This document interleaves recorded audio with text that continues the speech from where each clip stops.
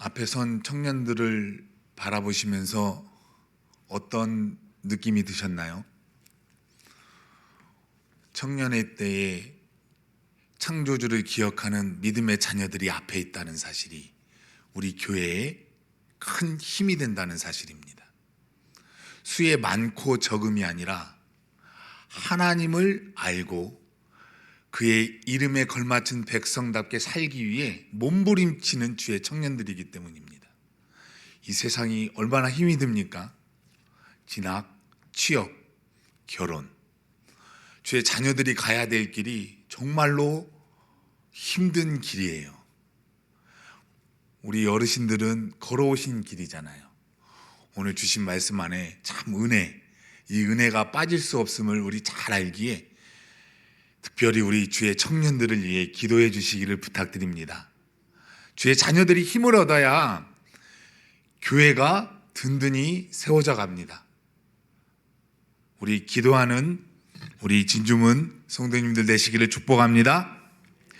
세계의 대결 2016년 3월 기억하십니까? 구글 딥마인드사의 인공지능 알파고와 한국 프로기사 이세돌 구단의 세기의 대결이 있었습니다.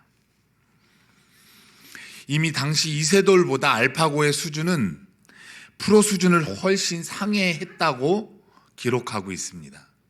그러함에도 그 대국이 저와 여러분들 사이에 두고두고 기억되는 것은 바로 신의 한 수라 할 수 있는 78수가 나왔기 때문입니다.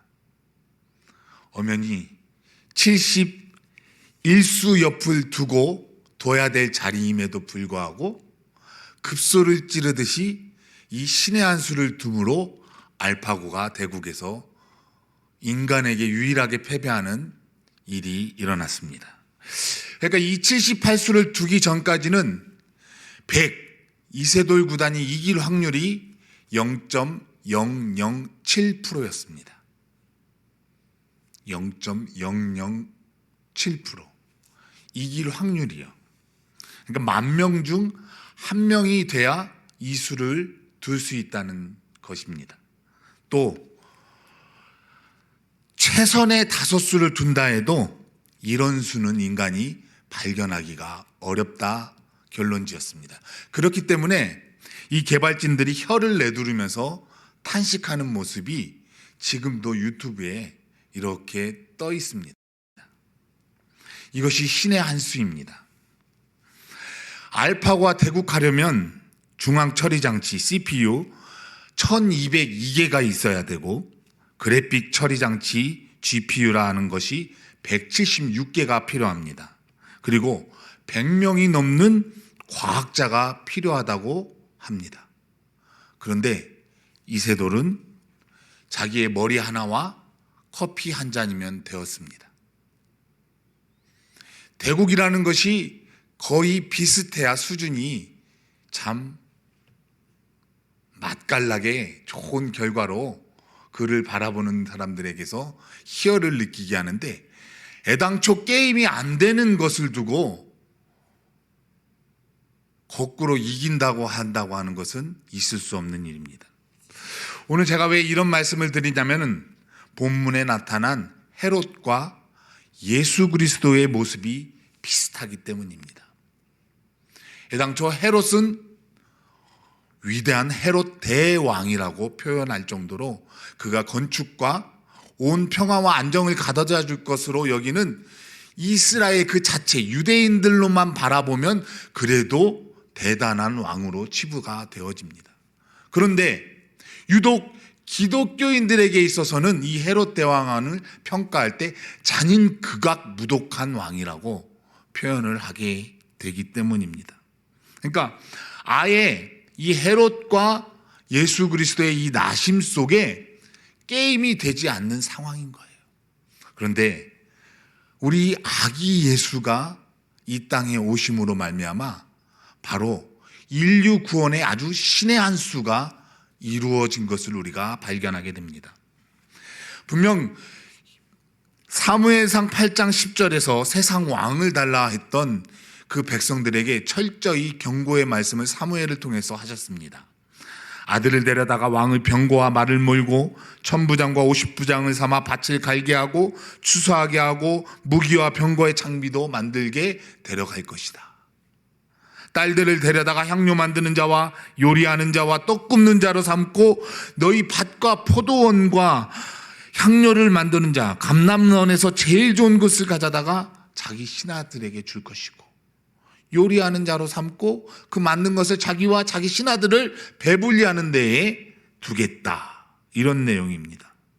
그리고 자신들의 노비와 어린아이들을 데려다가 나귀들을 먹이는 일꾼으로 삼게 할 것이고 양떼의 10분의 1을 거두어다가 종이 되게 하겠다라고 경고의 말씀까지 덧붙여 주셨습니다. 세상 왕에 종속되어 살아간다면 이렇게 지배받아야 하는 것이 당연한 것입니다. 그런데 18절에서 마지막 그날에는 너희가 택한 왕으로 말미암아 부르짖 때 그날에 여호와께서 응답하지 아니하시리라 라고 확고하게 너희들이 원한 왕으로 말미암아 내가 너희들이 부르짖어도 응답하지 아니하겠다라고 결정 지으셨습니다.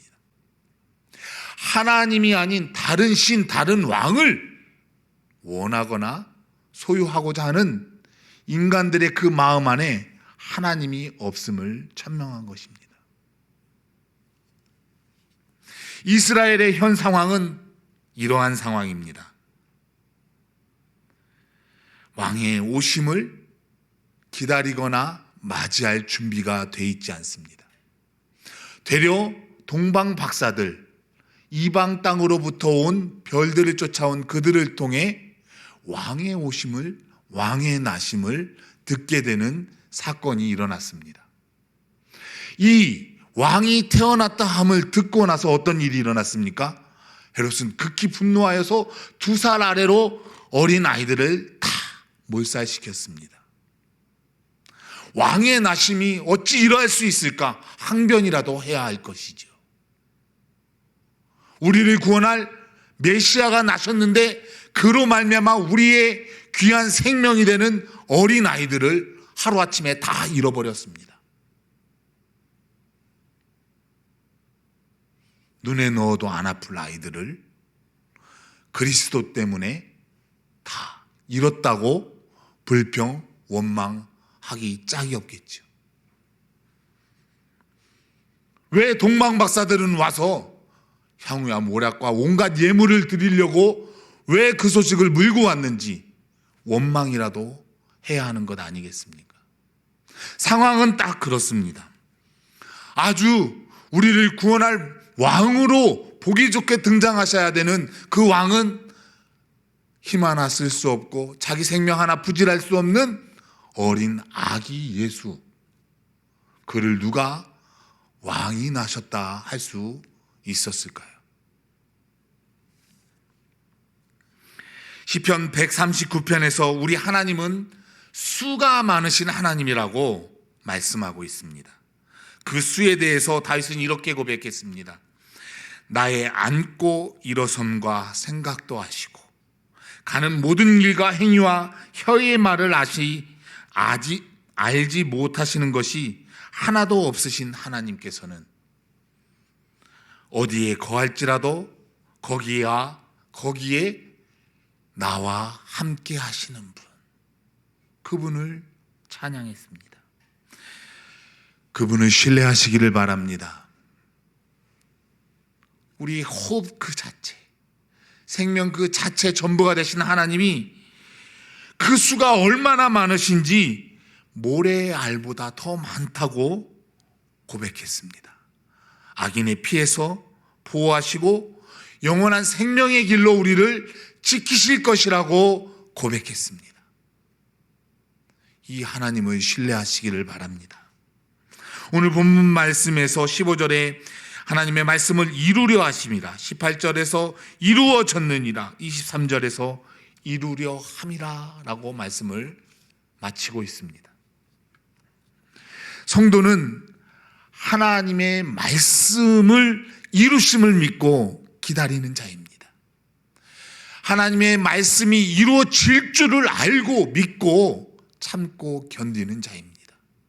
너무 쉽게 간과하여 어떠한 고통과 내가 감내하기 어려운 시험과 역경이 올 때 부정하거나 부인하거나 도망치는 자가 아니라 인내하고 견디면서 하나님의 약속의 말씀이 우리 가운데 우리가 알지 못하는 능하신 일로 말미암아 이루어질 줄을 믿고 기다리는 자라 하겠습니다. 그렇기 때문에 우리 눈에 보이는 것이 다가 아닙니다. 우리 눈에 보이지 않는 신비한 하나님의 방법이 그 많은 수와 연합의 형식으로 오늘도 우리에게서 일어나게 되는 것입니다. 이것을 우연이 아니라 하나님의 섭리라 합니다. 하나님의 섭리. 그렇게 사람이 자기의 길을 계획할지라도 그 걸음을 인도하시는 이는 하나님이신 줄로 믿습니다. 우리가 오늘 이 교회에 출석했다고 하여서 내 힘으로, 내 생각으로 내가 오늘 교회에 온 것이 맞다라고 생각하신다면 잘못 생각하신 겁니다. 하나님의 그 영원하신 계획이 나의 마음을 주장하시고 나를 일으키시고 나를 움직이셔서 나의 길을 예비하신 그 축복의 길로 나를 들이키게 하사 출석하고 예배하게 하셨다고 믿어야 합니다. 옆길로 새지 않고 편안하게 오후에 식사하시고 집에 쉬지 않고 이 자리에 나와 계신 것이 얼마나 은혜 아닙니까? 에스더가 페르시아 제국의 왕비가 된 것도 결코 우연이 아닙니다. 에스더는 페르시아인도 아니고 귀족도 아닙니다. 어떠한 빽도 없습니다. 도저히 왕비의 후보가 될 수 없는 자입니다. 그러나 하나님께서 그의 마음을 움직이십니다. 노예로 팔려간 국가에서 왕비의 자리에 미리 올려놓으시기까지의 충분한 이유와 하나님의 계획이 있었던 것입니다. 그래서 에스더 4장 14절에 이때에 내가 만일 잠잠하여 말이 없으면 유다인은 다른 데로 말미암아 노임과 구원을 얻으려니와 너와 내 집은 멸망하리라. 내가 왕후의 자리를 얻은 것이 이때를 위함이 아닌지 누가 알겠느냐, 이렇게 권면하고 있습니다. 이때를 위함이라. 이것은 오늘 말씀의 제목처럼 우리 성도들이 어떠한 상황 가운데 놓일지라도 하나님께서 계획하신 일이 어떠한 일을 이루시기 위함인지를 바라볼 줄 아는 믿음의 자세를 가져야 하기 때문입니다. 사명 맡은 자가 하나님의 목적을 다 가지고 그 자리에 앉지 아니하고 이기적인 마음으로 그 사명을 외면한다면 하나님의 계획을 틀어지게 합니다. 그리고 거역한 심판을 피할 수 없음을 이 본 말씀으로 우리가 알 수 있습니다. 그러함에도 불구하고 하나님은 그 계획을 이루어 가십니다. 요셉이 노예로 끌려가서 감옥에 잡혔습니다. 그 또한 애굽의 총리까지 올려놓으신도 하나님의 계획이십니다. 당신들이 나를 이곳에 팔았다고 근심하지 마소서, 한탄하지 마소서. 하나님이 생명을 구하시려고 당신들보다 나를 먼저 이곳에 보냈습니다 라고 고백했습니다. 이때를 위함입니다. 나를 이리로 보내신 이는 당신이 아닙니다. 하나님이십니다. 하나님이 나를 바로에게 아버지로 삼으시고 그 온 집의 주로 삼으시고 애굽의 온 땅의 통치자로 삼으셨습니다. 이것이 하나님의 은혜입니다. 이때를 위함이 하나님의 은혜입니다. 이렇게 고백하시는 우리 진주문 성도님들의 삶이 되시기를 축복합니다. 유대 민족을 구출하기 위해서 순간순간 이미 수를 얼마나 놓으셨던지 정확하고도 무하신 하나님의 계획이 빛을 발할 때 우리는 우리의 생각이 틀렸음을 알게 됩니다. 치밀하고도 완전한 하나님의 섭리가 가장 여리고 약한 그 현장, 외면받고 멸시받고 고통 가운데 죽어가는 그 현장에서 생명의 꽃을 하나님이 이루신다는 사실을 우리가 기억해야 합니다. 내가 피한다고 하나님의 섭리가, 하나님의 계획이 포기되지는 않습니다. 요나가 니느웨로 향하여 갔어야 함에도 불구하고 다시스로 도망했습니다. 그러나 결국 그 모든 고난과 풍랑과 역경은 그가 다시금 하나님의 사명을 맡은 그 길에 들어섰을 때에야 멈추게 됩니다. 우리 신앙인이라 할 수 있는 믿음의 성도 여러분, 우리들의 계획이 하나님의 계획이 되시기를 축복합니다. 하나님께서 우리를 통해서 이루실 일들이 있음을 알고 끝까지 견디고 참고 인내하는 성도가 되시기를 바랍니다. 왕비의 자리가 아니어도, 총리의 자리가 아니어도, 내가 주목받는 자리가 아니어도, 내가 직분자의 자리가 아니어도 어떠한 자리에서든지 하나님의 영광을 드높이기 위해 하나님의 뜻을 이루시는 믿음의 삶을 사시기를 축복합니다. 분명 내 삶은 지락 같은 어둠의 현장에 있을지라도, 그러할지라도 나는 하나님을 부인하거나 버리지 않겠습니다. 왜? 하나님은 수가 많으신 분이기 때문입니다. 이렇게 고백하시기를 바랍니다. 오늘 본문 안에서 헤롯 때문에 고난받고 고통받고 죽어간 그 생명들을 기억한다면 우리의 삶 가운데서도 얼마든지 어려움 겪고 어려운 환난과 고난을 맞이할 수도 있겠다 하겠습니다. 그러할 때 어떻게 하시겠습니까? 그리스도의 오심이 그런 현장일 수도 있고, 주님의 축복의 현장이 우리의 그런 현장을 요구하실 수도 있고, 주님의 구원의 현장이, 구원의 역사가 우리의 상식을 뒤바꾸는 그런 현장일 수도 있다는 사실입니다. 꼭 기억하시기를 바랍니다. 모든 불평과 원망이 하나님께로 향하지 않도록 신실하게 수가 많으신 하나님을 기대하고 이때를 위함이라 고백하실 수 있는 그날이 오기를 주님의 이름으로 축복합니다. 예레미야 29장 11절 말씀을 드리고 말씀을 마치겠습니다. 나를 향한 주님의 생각은 평안이요 재앙이 아님을, 미래와 희망을 주는 것임을, 나의 하나님께서 나를 향한 많은 수를 어떻게 펼치실지 기대하겠습니다. 이 말씀처럼 하나님을 기대하고 수가 많으신 하나님의 역사에 동참하는 우리 진주문 교회가 되시기를 주님의 이름으로 축복합니다.